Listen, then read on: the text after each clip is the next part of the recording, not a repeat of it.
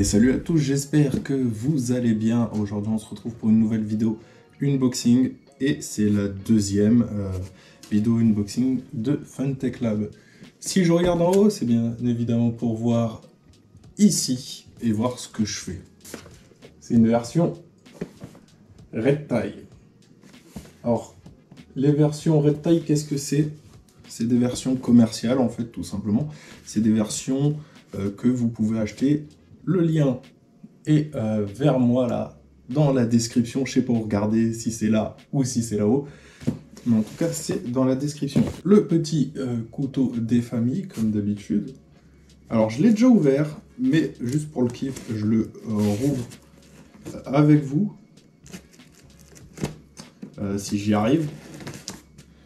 Hein, ça serait peut-être bien. Si je me blesse pas, bien évidemment. Alors, quelle est la différence entre la version que j'ai eue la dernière fois, donc le prototype, et la version Rectal? Alors, la version Retail ou Retail, c'est la version définitive. Donc, Funtech Labs Team pour PZ. C'est beau, non? Voilà.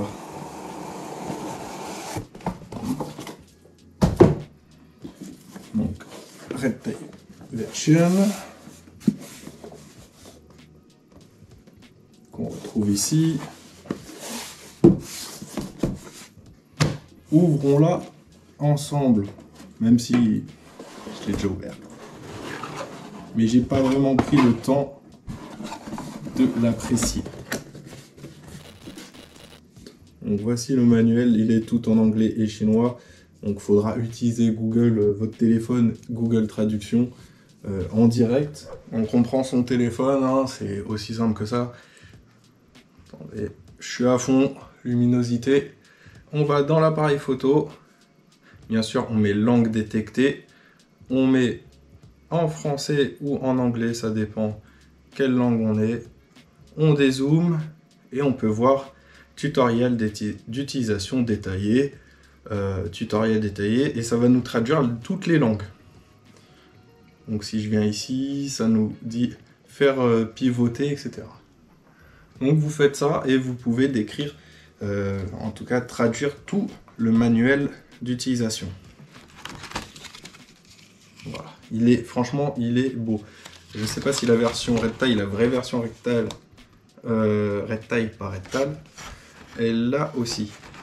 Et en fait, voici la différence des deux versions. Il y a les noms de tous ceux qui ont participé à ce projet. Et franchement, niveau qualité, c'est pas de la feuille, c'est un espèce de toile, comme une toile cirée, plastifiée. C'est solide. C'est vraiment solide. Donc voilà, je vous montre l'intégralité. Bien évidemment, je ferai plus tard une vidéo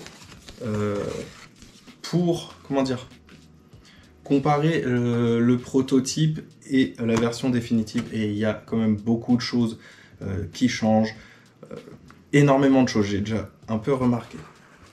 Petit cadeau de Funtech Lab, la fameuse carte. Donc voilà. Elle est franchement magnifique, mais vous l'avez déjà vu dans l'autre version, dans l'autre vidéo. Je sais même pas où la mettre, ici. Le packaging, il a complètement changé, sauf les boîtes et tout. Bon, il y a des stickers et tout, mais on verra ça dans l'autre vidéo. Ici, à cet emplacement, je le remets. Donc, on peut y aller, ça absorbe les chocs, et heureusement que dedans, il y a un absorbeur de choc, parce que ça, c'est super fragile. C'est le brumisateur. C'est ce qui va nous permettre de faire la fumée. Donc ça, les petits autocollants qui sont ici, c'est un peu grâce à moi.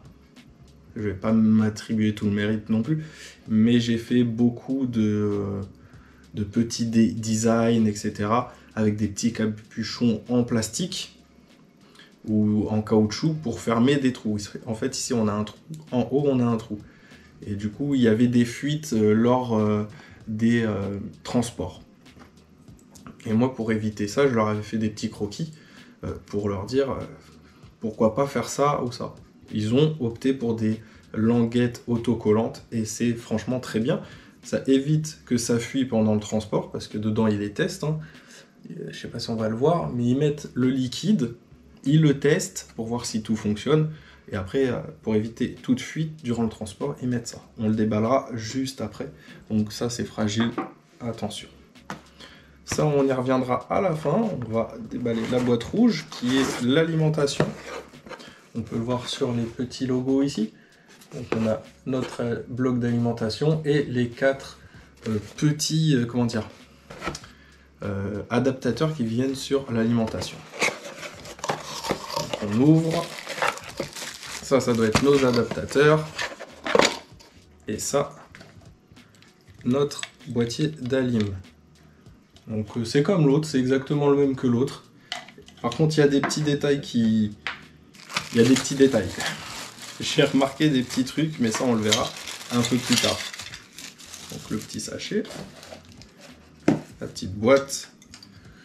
Donc voilà, on a la version européenne qui est ici, hein, version simple avec les 2 petits crochets. Version américaine ou anglaise. J'ai pas envie de dire de bêtises, vous me corrigerez. Cette version-là, c'est peut-être l'asiatique ou c'est peut-être celle-là, l'asiatique. Alors là, je ne pourrais pas vous dire. Mais on a les adaptateurs pour tous les pays. Comme ça, vous êtes tranquille. Ensuite, cette boîte-là, dedans, attendez, avant de vous montrer, je la referme. On a les 2 buses, le liquide, un filtre de rechange, donc c'est pas tout le bloc, c'est vraiment le filtre de rechange, et l'essuie-tout. Pareil, j'ai une petite anecdote à vous raconter sur le filtre, mais ça on y reviendra juste après. Alors dedans, déjà, j'ai eu un petit cadeau parce que la version Redtail, version commerciale, il n'y a pas cette petite carte-là. C'est vraiment que dans la version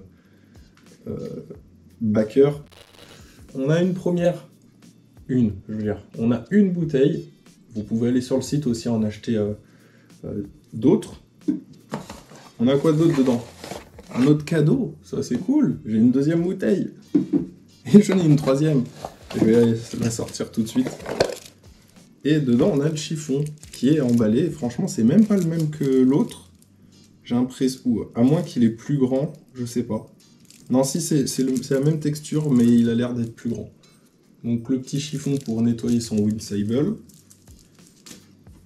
La 3e bouteille. Donc ça c'est cool, parce que j'en avais plus.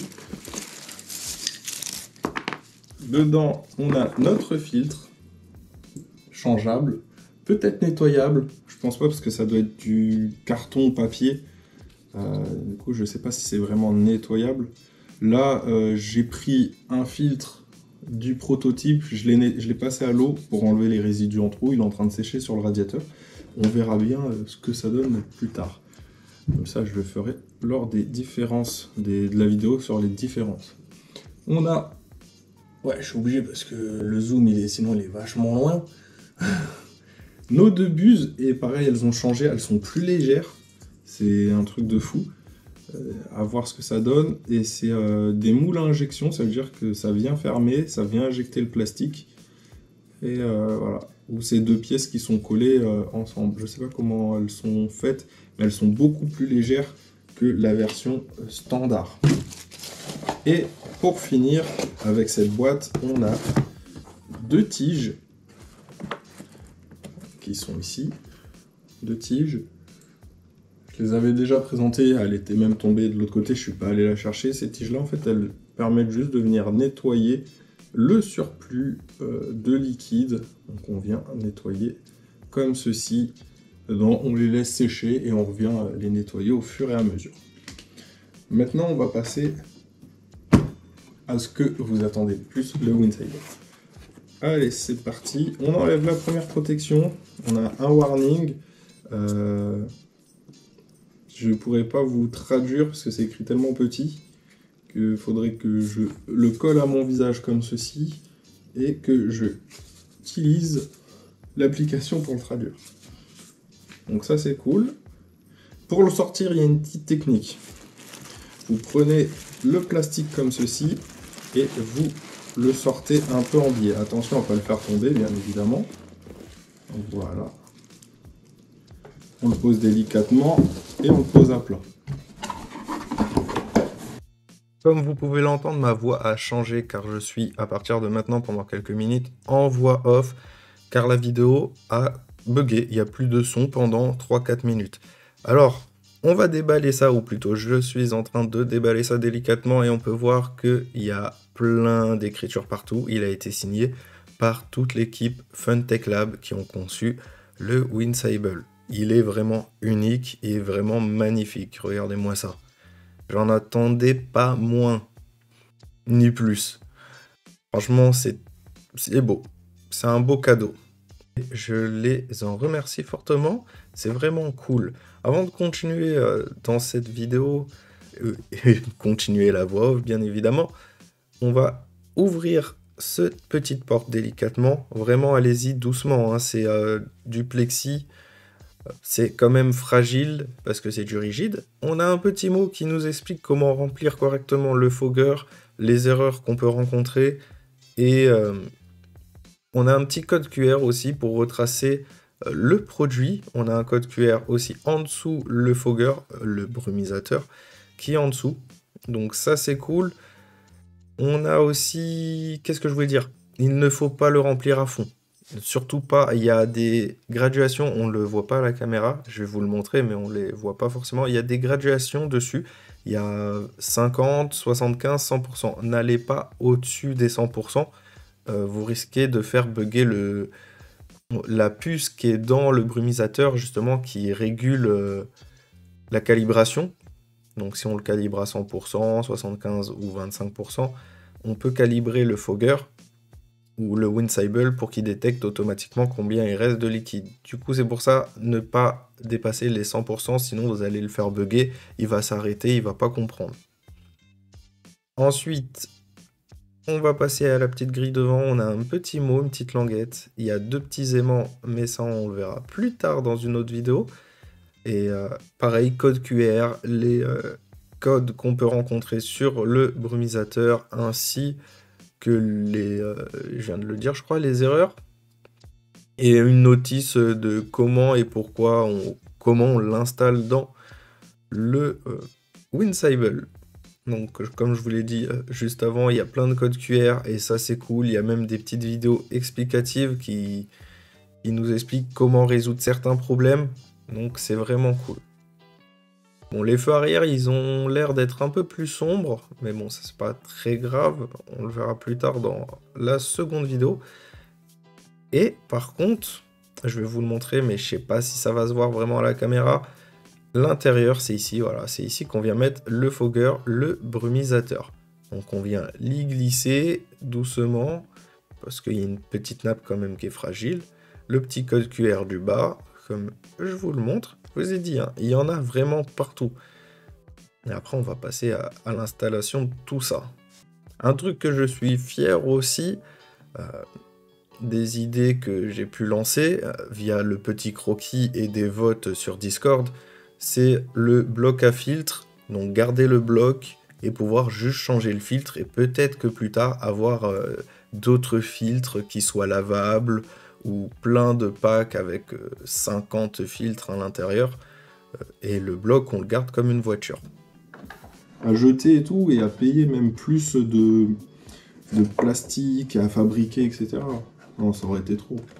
Que là, ça on en achète 50, 60 dans un gros sachet pour 30 €. Voilà. Je vais déballer ceci, maintenant le fogger. Alors là, il faut avoir des ongles. Hein. J'arrache tout, c'est pas très grave. Voilà. Ah, il est vachement beau. Franchement, rien à dire. En plus, il a les petites oreilles de chat, ça sera plus facile pour le retirer. Voilà, c'est nickel. Je vais le charger. C'est aimanté, c'est génial. Je vais le charger, du coup, je vais ouvrir une petite bouteille. Je vais mettre le liquide dedans, je vais le mettre en route et on va l'essayer, on va voir ce que ça donne. Ça y est, je suis de retour et je suis allé chercher deux petits modèles, une Lotus Emira à l'échelle 1/64e et une Koenigsegg Gemera ou Gemera. Bien entendu, avant de l'allumer, je fais une petite démo et je vais ressortir le brumisateur qui est ici. Là, vous le voyez de plus près, sans les trucs qui étaient collés. Donc c'est aimanté, on vient le mettre comme ça, je vous l'ai montré tout à l'heure. Là, je l'ai rempli à 50%, ça se voit pas trop. Une fois qu'il est rempli, pas en mode débord, hein, faut pas le mettre jusqu'à ras-bord, on vient le mettre ici, il y a deux rails. Il y a deux petits rails, on vient le glisser et on le pousse jusqu'au bout. On vient allumer notre Windsable. Quand ça clignote en rouge, ça veut dire qu'il est bien connecté. On a les lumières arrière qui s'allument. On peut venir fermer ça. Et on peut venir faire 2-3 petits réglages. Alors, on clique dessus. On reste appuyé dessus. Voilà, vous avez vu, il y a eu un petit effet de chargement. On peut aller dans l'éclairage de la cabine, dans l'éclairage arrière. Émission speed, c'est le brumisateur à la vitesse à laquelle il va évaporer le liquide. Fog free remain, ça c'est ce qui reste dans le réservoir. Hein, vous avez juste à traduire. L'airflow speed, c'est le ventilo qui est ici. Mesure unit, c'est mph, km/h, ou la vitesse réelle du ventilateur. On clique dessus. Véracité, ça c'est juste la vitesse du ventilateur, à combien il tourne. En km/h, ça va nous afficher à peu près le nombre de km/h que la voiture résiste au vent. Bon, c'est approximatif, hein, en réalité c'est pas ça. Là c'est pour nous donner un aperçu, ou en mph. On clique dessus, ça nous refait revenir en arrière. Airflow pareil. Donc ça c'est juste le ventilateur. Il est quand même très silencieux comparé au prototype. Ça c'est juste pour calibrer combien de temps il nous reste. Donc là si je l'utilise, il me reste que 55 minutes d'utilisation, ce qui est plutôt correct. Bon là vu qu'il n'y a pas de ventilo,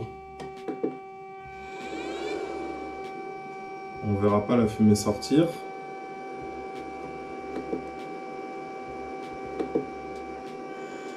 Voilà.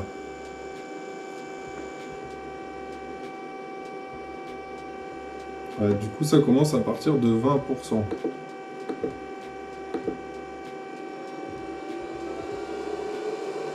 Donc c'est pas vraiment le ventilo qu'on entend le plus, mais plus le brumisateur. Donc on peut voir l'effet. Je vais le couper. Voilà.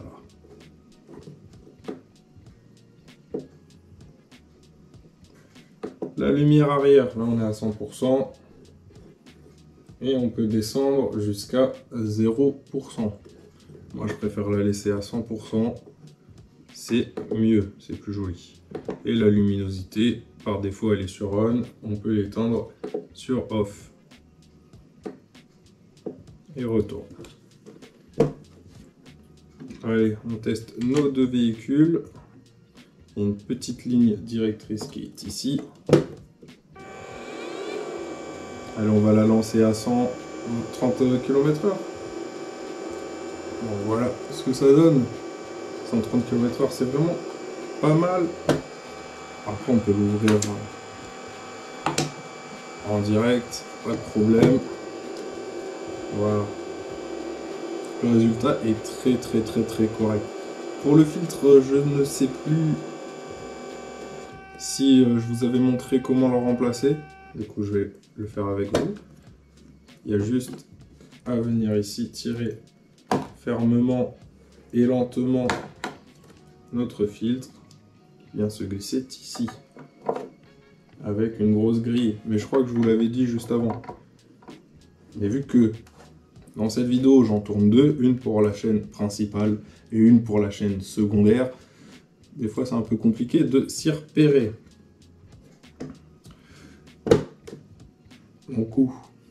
Du coup, on va se quitter là-dessus. J'espère que cette vidéo unboxing de ce modèle 1/64e spécial vous a plu.